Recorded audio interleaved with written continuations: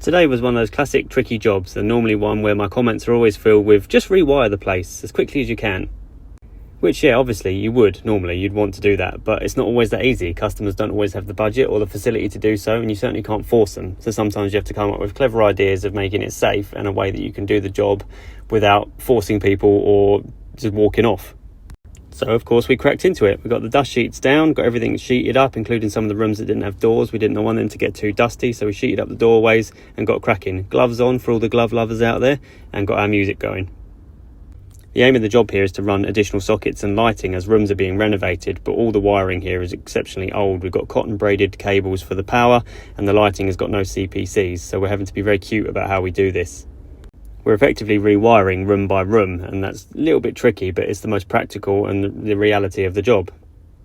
So we're having to find all the existing routes. A lot of it's running conduit, which makes it extra hard, but we're pulling those apart and disconnecting all the areas of sockets that we don't need anymore. It just means that we've got to reconnect the braided flex together in some sort of protection, and also earth the conduits as well, because that's acting as an earth. So we're taking things like this out and trying to get newer sort of versions to keep us going only for the time being, but it needs to be kept in. Of course, as much old stuff is being ripped out as possible when we're making sure extra carefully that all sort of things are continuity tested to make sure all cables are dead when they're removed, because it's a real mishmash of stuff. So really we need to remove elbows and things like this and get back to the cabling so we can access it to join it back together and lose certain sections that we don't need anymore, and remove the pipe work while we're at it. Then left with solutions like this to keep it going for the time being. So we've re-wagoed them together, kept the conduits safe at the end, and also rebraided the earths, so it's a continuous earth system, and then we check the sockets with ZS's.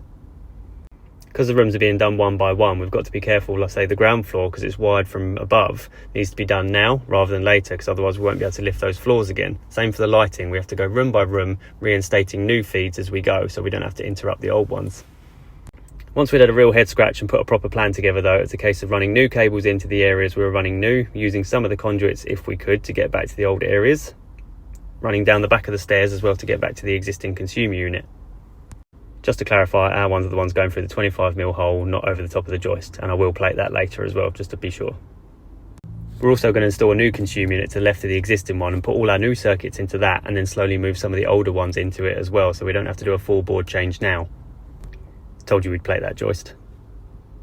But there we have it, and that's our plan. We'll slowly get there. We've got a little bit more to do, but we've got all our sockets chased out now with new cables going to those areas. All the existing stuff is now disconnected and made safe as best it can be until it can be rewired in the future. So there we have it. It's not always simple as just rewiring on the spot. Sometimes you have to think outside the box a little bit to get the job done properly. Give us a follow for more of what we get up to.